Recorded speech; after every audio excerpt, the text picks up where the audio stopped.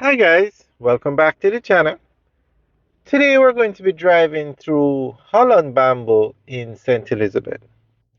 Now we are going to give you an update on what's happening here. So the government has announced that they are going to close Holland Bamboo to vehicular traffic and only allow pedestrian traffic to go through it.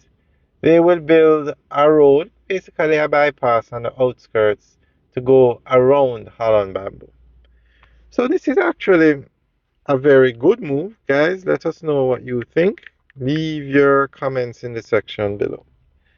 So we are going to give you more information on what's happening here.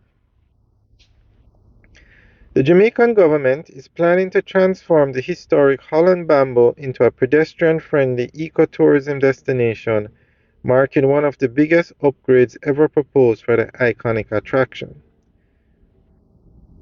It was announced that a proposal seeking nearly Jamaican 500 million has been submitted to the Ministry of Finance to fund the revitalization project. The vision is to reduce vehicle traffic through the famous Bamboo Tunnel and create a safer, greener space where visitors can walk, cycle, and enjoy nature.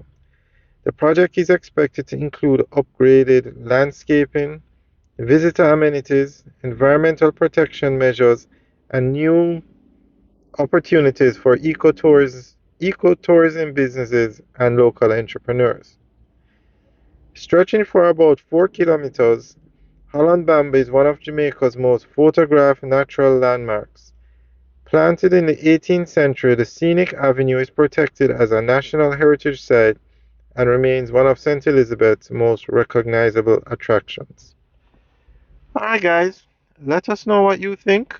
Leave your comments in the section below. Alright guys, enjoy the tour. Have a good day.